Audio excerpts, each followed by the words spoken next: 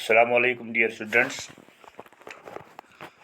Today we are going to discuss the fourth chapter of your Vistas book titled as The Enemy, written by Paul S. Buck. Now, dear students,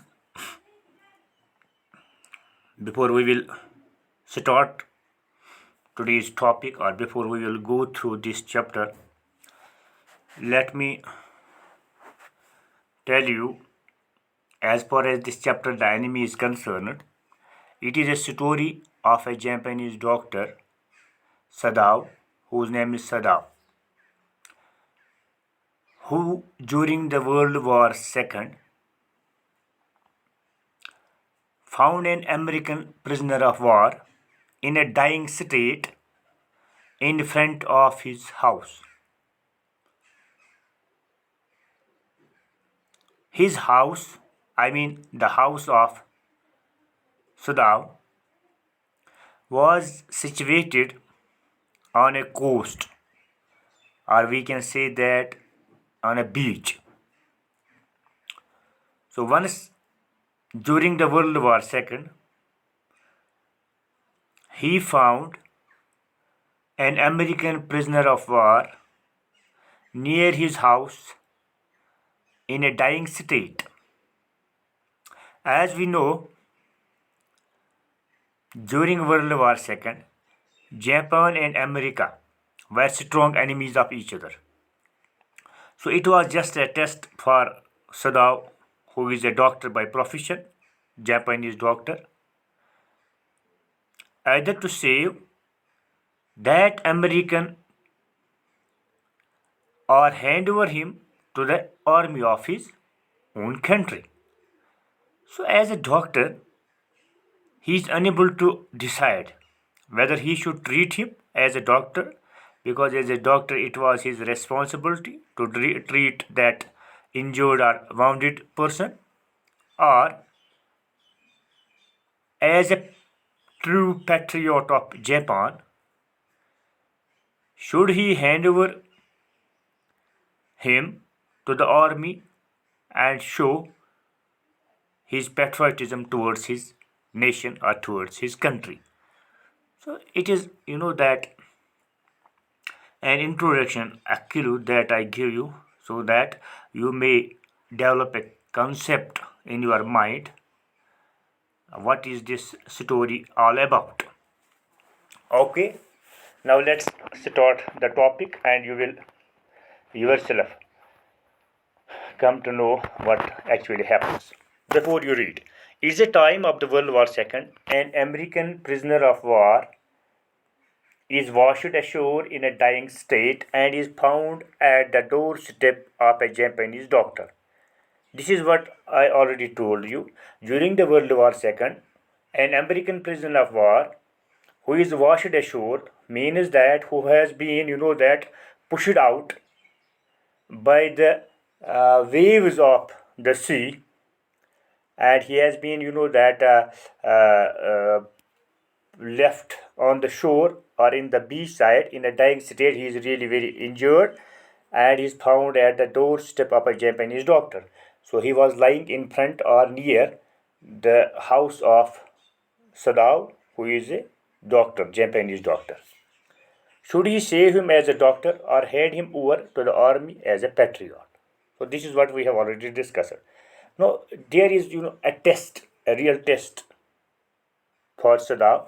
As a doctor, it is his responsibility to save him, and as a patriot, and the country is already in a war, so he should also, that there is also a possibility that he can, hand over him to his country, so that his country is not, damaged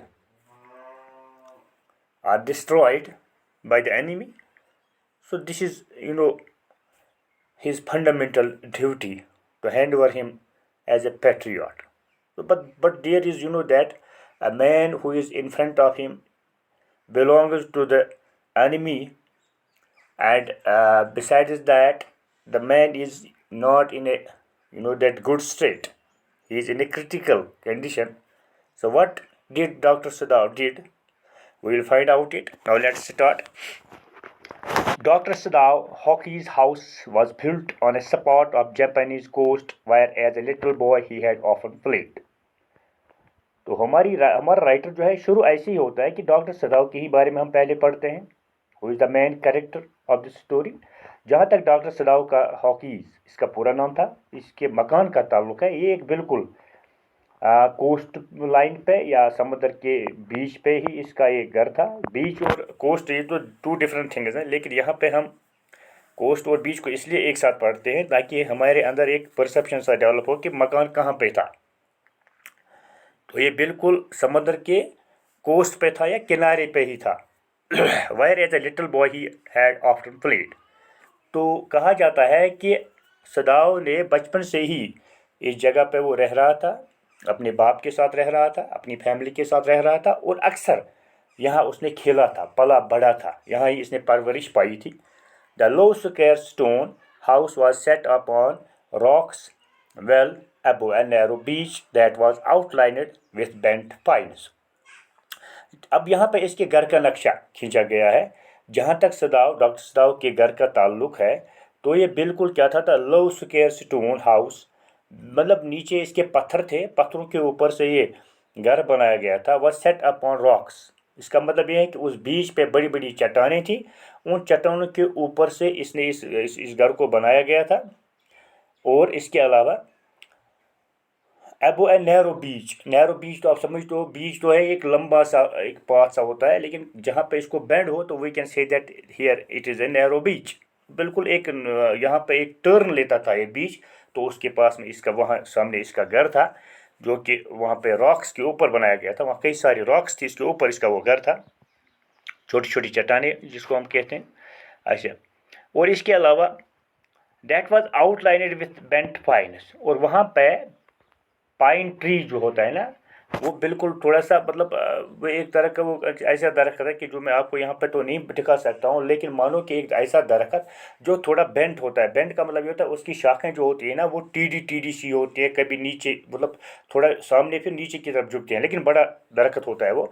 तो वो दरख्त भी वहाँ पे थे। Supporting himself on his beer feet as he had seen man do as a boy, सदाव had climbed the pines supporting himself on his beer feet. जब बच्चा था सदाव, डॉक्टर सदाव, तो वो क्या करता था, अक्सर इन दरख्तों के ऊपर चढ़ता था, supporting himself on his beer feet. और कैसे चढ़ता था, नंगे पैर चढ़ता था। जैसे कोई भी आदमी जो है जो जब वो किसी दरख्त के ऊपर चढ़ता है तो नंगे पैर ही चढ़ना पसंद करता है, इससे वो स्लिप जो है वो कम हो जाती है।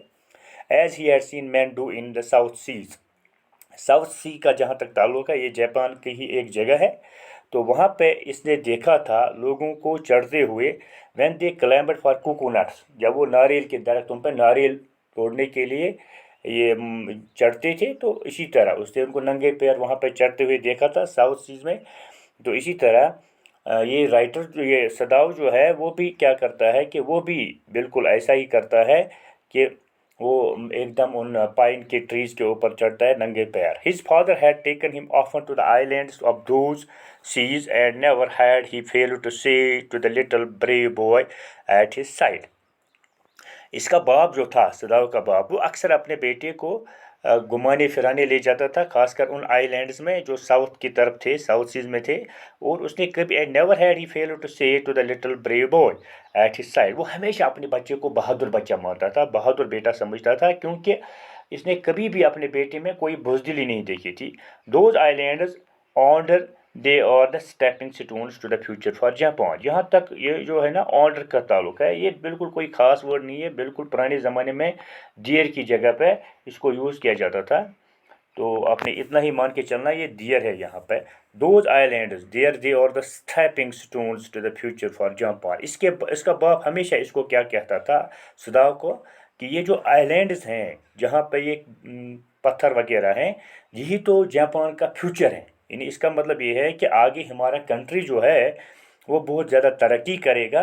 किस वजह से तरक्की करेगा, क्योंकि इन चट्टानों में ये जो है ये फुल ऑफ रिसोर्सेज हैं, यहाँ कई सारी ऐसी मादनियात हैं जिससे हमारी कंट्री को फ़ायदा मिलेगा फ्यूचर में। ठीक है। वेयर शैल वी स्टेप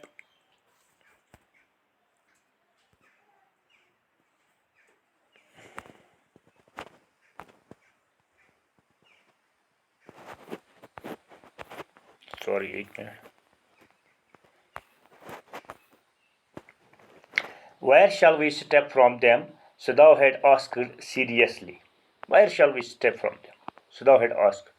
सदा अक्सर अपने बाप से कहता था कि हमने आगे कैसे बढ़ना है, हम कैसे, where shall we step from them, इनसे हमारा मुल्क कैसे तरक्की करेगा. वो कभी कभार अपने बाप से ये सवाल पूछता रहता था. Who knows, his father had answered, who can limit our future, it depends on what we make it. इसका बाप जो था वो हमेशा उसे यही कहता था, देखिए बेटा, जहाँ तक हमारे कंट्री का ताल्लुक है, इसके फ्यूचर का ताल्लुक है, it is the future of our country is the men of that country और the people of that country. ये डिपेंड करता है किसी भी कंट्री के फ्यूचर का फ्यूचर कितना ब्राइट होगा, वो इसके कंट्रीमैन के ऊपर डिपेंड करता है कि वो कौन सी, क्योंकि उनमें कोई लिमिट नहीं होता है, वो किस सोच से आगे बढ़ते हैं, वो कैसे अपनी कंट्री को सर्व करते हैं, उसी हिसाब से वो कंट्री जो है वो तरक्की करता है. रिसोर्सेज होना तो ठीक है, लेकिन उन रिसोर्सेज को कैसे हम यूटिलाइज करें, इसके लिए इस कंट्री के लोग कितने पैट्रियाटिक हों, वो कितने फेथफुल होते हैं, वो कितना हार्ड वर्क करते हैं. तो इसी पे ही इस कंट्री की इकॉनमी जो है, इसका फ्यूचर जो है, इसकी तरक्की जो है, उसका राज जो है, वो इन्हीं चीज़ों में छुपा हुआ होता है. Sadao had taken this into his mind as he did everything his father said. His father, who never joked or played with him, but who spent infinite fans upon him, who was his only son.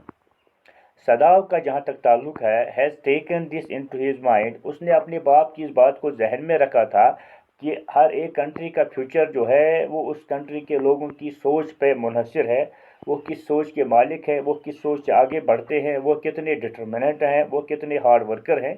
तो इस चीज़ को इसने अपने mind में रखा था. जो कुछ इसके बाप ने उस वक्त कहा था इसके दिल में था. Everything his father said, his father who never joked और प्लेड विथ हिम. उसका बाप जो था वो थोड़ा मूडी किस्म का आदमी था, कभी अपने बेटे से जोक उसने नहीं किया था, खेला नहीं था, क्योंकि उसके पास उतना टाइम शायद नहीं था. But who spend infinite fans upon him, लेकिन उसने बहुत ज़्यादा तकालीफ बर्दाश्त की थी अपने बेटे के लिए. Who was his only son, क्योंकि इसका ओनली बेटा था, एक ही बेटा था. सदा knew that his education was his father's chief concern. सदा को मालूम था कि इसका बाप जो था उसका ख्वाब था कि इसका बेटा यानी कि डॉक्टर सदा वो अच्छी से अच्छी तालीम हासिल कर ले. वो इसकी तालीम के बारे में हमेशा परेशान था, हमेशा चिंतित था, हमेशा इस चीज़ का मतलब कंसर्न रहता था. For this reason, he had been sent at 22 to America to learn all that could be learned of surgery and medicine. तो इस वजह से, क्योंकि इसका बाप चाहता था उसका बेटा अच्छी खासी मतलब बढ़िया तालीम हासिल कर ले, तो इस वजह से उसके बाप ने क्या किया, he had been sent at 22, 22 साल की उम्र में डॉक्टर सदाव को यानी सदाव को अमेरिका भेजा जाता है. वहाँ वो क्या करता है, to learn all that could be learned of surgery, एक तो सर्जरी के बारे में उसने वहाँ पे तालीम हासिल की, एंड मेडिसिन और अद्वियात के बारे में. He had come back at 30 साल की उम्र में वहाँ से पढ़ाई मुकम्मल करके वापस आ गया. बिफोर हिज फादर डाइड, इससे पहले इसके बाप का इंतकाल हो जाता है. He had seen सदाव become famous not only as a surgeon but as a scientist. इसके बाप जो था मतलब वहाँ से जब वो वापस आता है 30s में, तब उसका बाप जिंदा था और उसने देखा अपने बेटे को, वो एक मशहूर सर्जन ही नहीं था बल्कि एक मशहूर साइंटिस्ट भी बन के आया था.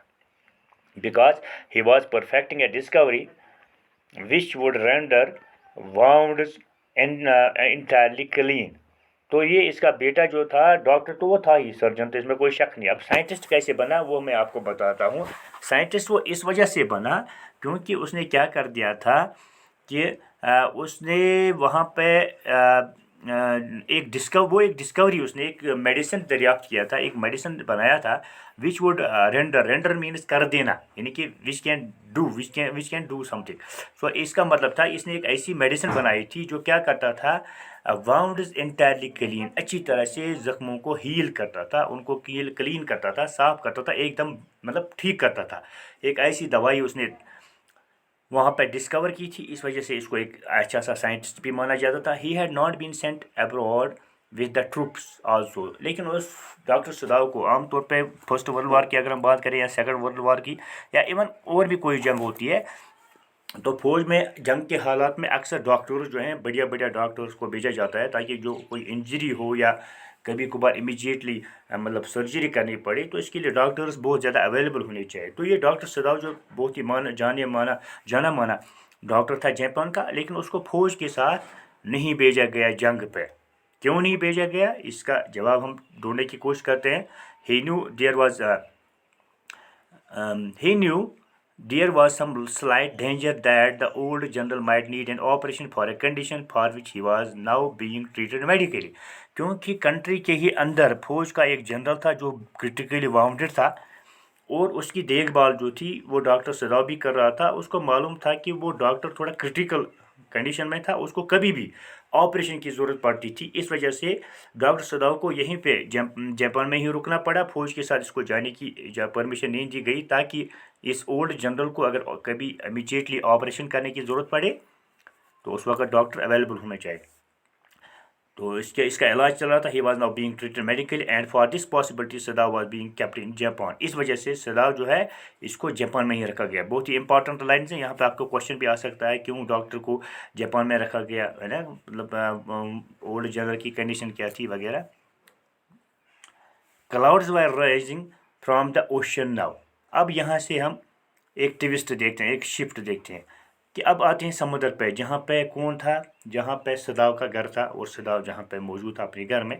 अब वहाँ देखते हैं कि समुद्र का बिहेवियर कैसा था। Clouds were rising from the ocean now. अब समुद्र से बादल आ रहे थे। बादल कैसे आ रहे थे? The unexpected warmth of the past few days had at night drawn heavy fog from the cold waves.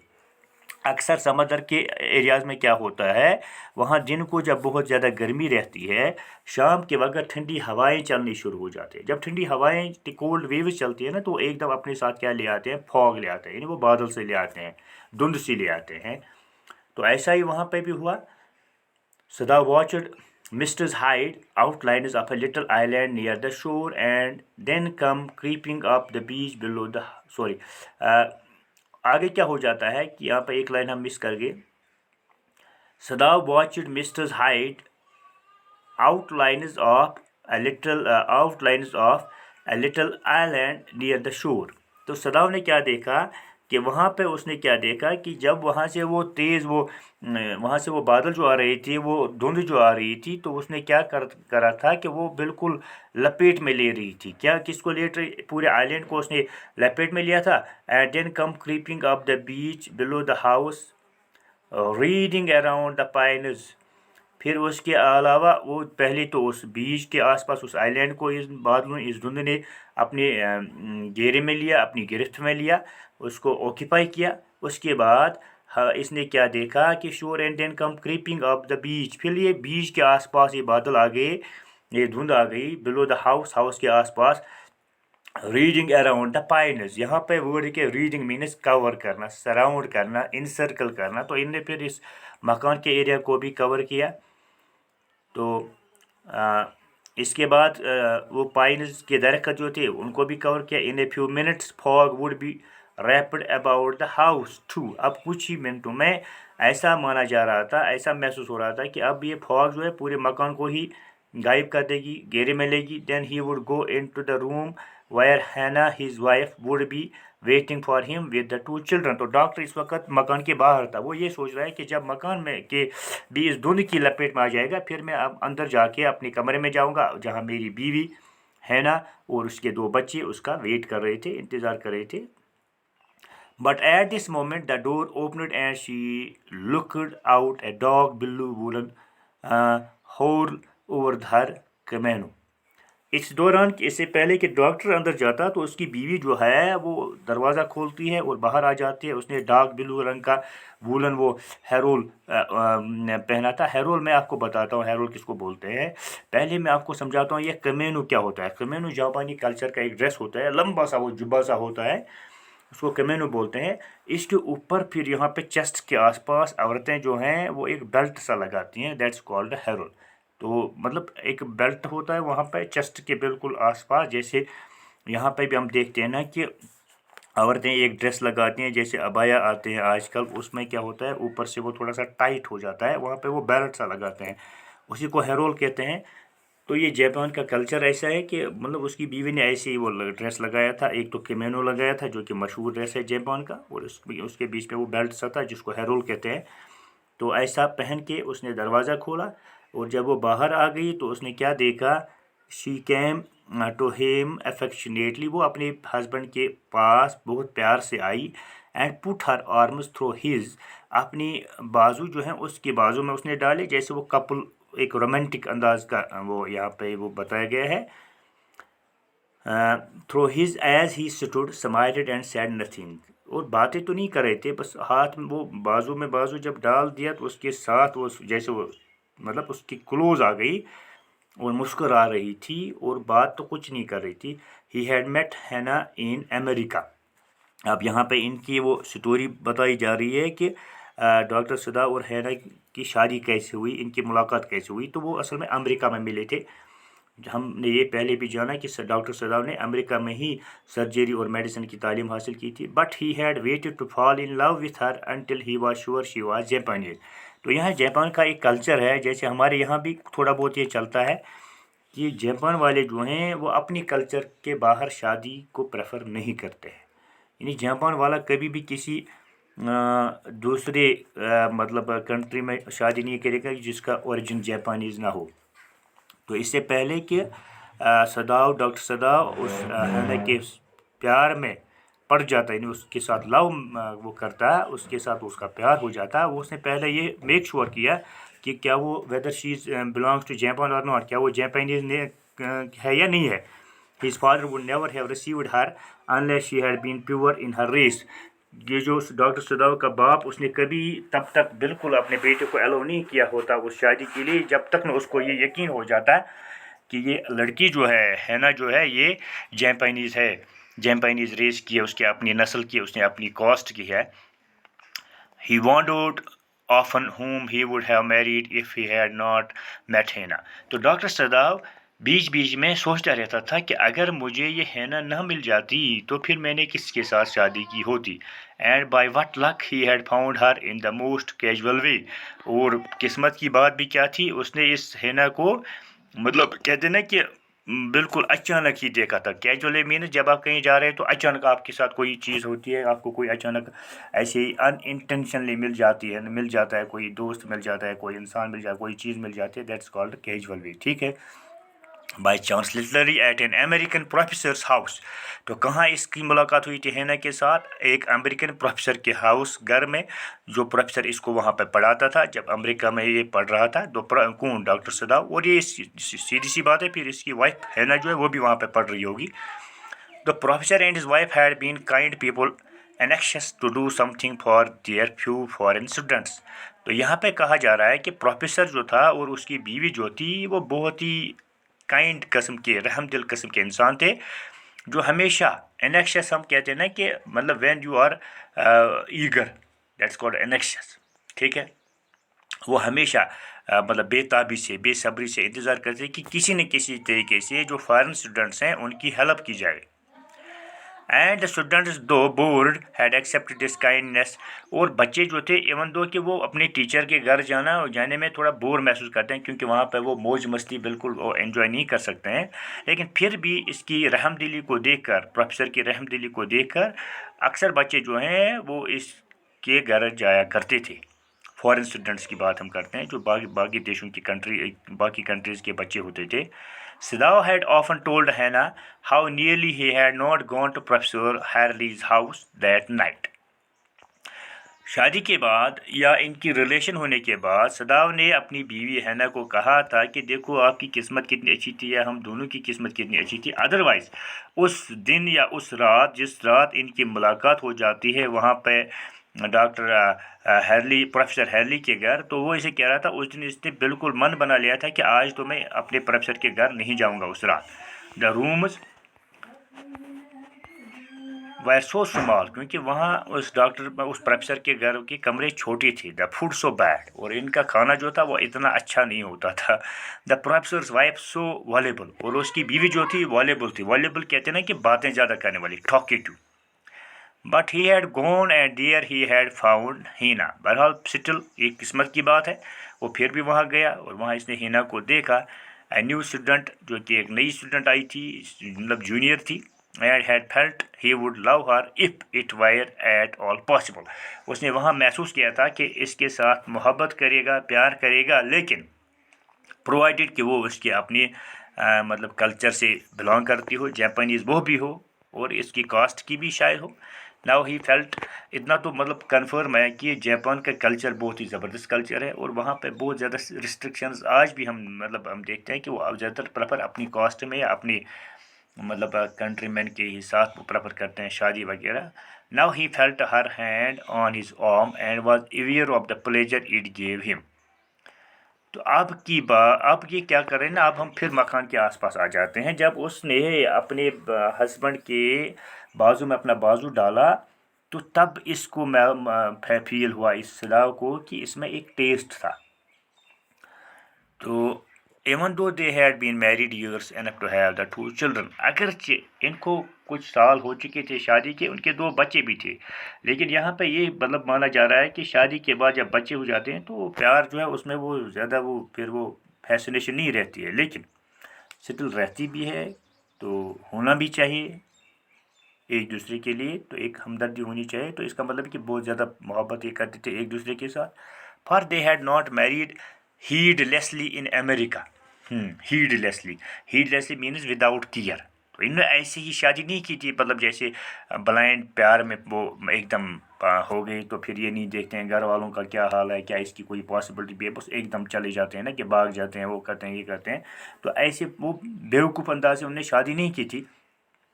They had finished their work at school. First انہوں نے اپنی تعلیم کو کمپلیٹ کیا، ہارڈ ورک کی، محنت کی. And had come home to Japan. پھر دونوں واپس آ گئے Japan. And when his father had seen her the marriage had been arranged in the old Japanese way. اس کے بعد جب ان کی بات ہو گئی، گھر والوں کے ساتھ بات ہو گئی، تو اس کے باپ نے بالکل ایک ارینجڈ میرج کی اور بالکل اپنے ٹریڈیشن اولڈ ٹریڈیشن کے مطابق ان کی شادی کی. بالکل مطلب کیریئر ان کا فیوچر بھی بن گیا اور پھر شادی بھی انہوں نے کی. ایسا نہیں کیا کہ اپنا فیوچر ختم کرنے کی وجہ سے ایسے بلائنڈلی وہ مطلب کیا کہ نہیں کرنا چاہے. دے ور پرفیکٹلی ہیپی. اب دونوں بالکل خوش تھے، صدا بھی اور ہینا بھی. شی لیڈ ہر چیک اگینسٹ ہز آرم. اب اس نے اپنے چہرے کو، چیکس ہے نا، اس کے بازو کے ساتھ تھوڑا سا وہ لگایا تھا، مطلب بولو کہ بالکل کلوز رکھا تھا. یہاں پہ 1-2 پاسبلٹیز ہو سکتا ہے کہ وہ سائز میں صدا سے چھوٹی تھی تو اس وجہ سے اس کا چہرہ جو تھا وہ بالکل اس کے بازو تک ہی آتا تھا، یا اور بھی کوئی پاسبلٹی ہو سکتی ہے. بہرحال اینی وے اتنا ہم نے سمجھا. That's enough. It was at this moment that both of them saw something black came out of the mist. اب جو یہ دھند تھی نا، ابھی یہ آپس میں یہ تھوڑا سا رومانس ہی چل رہا تھا کہ دونوں نے دیکھا کہ اس دھند میں سے کچھ کالا سا سم تھنگ بلیک، کوئی کالے رنگ کا کوئی مطلب باہر آ رہا ہے. It was a man. اور وہ ایک آدمی تھا. He was flung up out of the ocean. Flung means پھینکا، فلنگ. تو 2 جگہ یہاں پہ آپ دیکھو ڈیش اس کے بعد پھر فلنگ.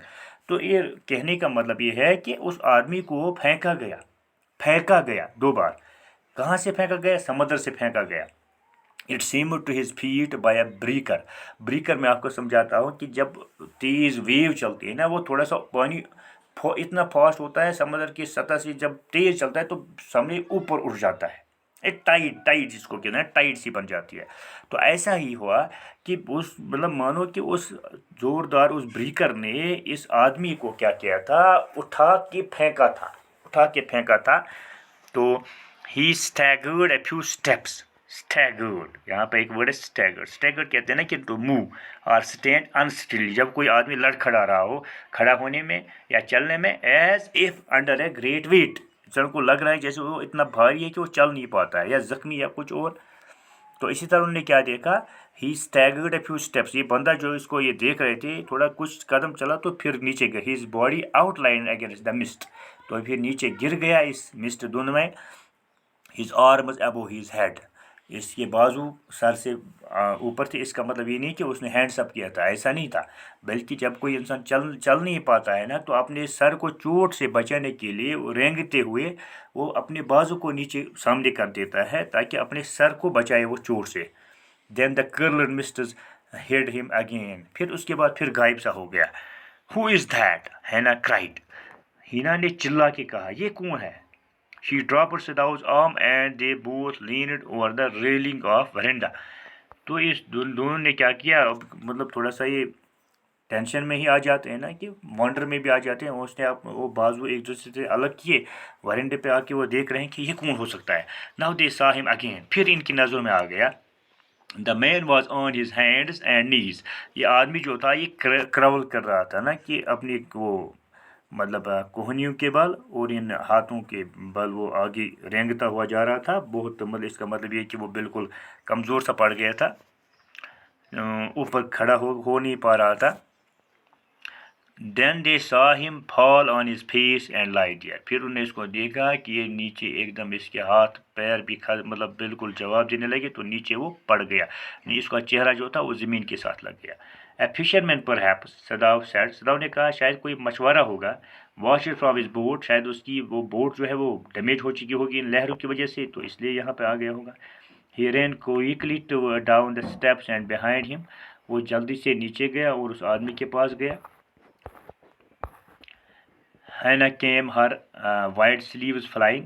اس دوران ہینا بھی آ گئی, تو اس کی وہ سلیوز جو تھی, سلیوز آپ کو پتہ ہے نا, سامنے سے وہ ساڑی سی ہوتی ہے تو وہ فلائی کرتی تھی. یہ جاپان کی اکثر عورتیں ایسی پہنتی ہیں, یہاں پہ بھی اب ہوتی ہیں. جب آپ تیز جا رہے ہو اور خاص کر جب تیز ہوائیں بھی جا رہی ہوں, تو یہ سلیو جو ہے وہ اوپر کی طرف اٹھ جاتی ہیں. A mile or two away on either side there was fishing villages. تو یہاں ان کے گھر سے اس سپاٹ سے 1-2 مائلز دور مچھواروں کے ولیجز تھے, گاؤں تھے. But here was only the bare and lonely coast dangerous with rocks. لیکن ایک ہی یہاں پہ یہ کوسٹ جو تھا جہاں یہ راکس تھے, یہ تو ایک ہی تھا, اور یہاں آس پاس کوئی بستی نہیں تھی. The surf beyond the beach was specked with rocks. surf کہتے ہیں نا کہ وہ سرفیس ہی, جس کے اوپر سے وہ جب مطلب لہر آتی ہے نا, تو پانی جو ہے یہ اپنی جگہ سے دور جیسے وہ پھینکا جاتا ہے نا, دیٹس کالڈ surf. تو وہاں سے واپس آ جاتا ہے پھر اپنی پلیس پہ. تو وہاں پہ کیا تھا, وہاں صرف راکس تھے. somehow the man had managed to come through them. کسی نہ کسی طریقے سے اس آدمی نے ان راکس کے بیچ میں سے یہ آ چکا تھا. He must be badly torn. ہو سکتا ہے یہ آدمی جو ہے بہت زیادہ زخمی ہوگا, تو اس وجہ سے یہاں پہ مطلب یہ چل نہیں پا رہا ہے. تو یہ آج ہم نے اس کا پہلا پارٹ پڑھا, تو tomorrow we will move further. Until then, خدا حافظ. Thank you. Allah bless you all.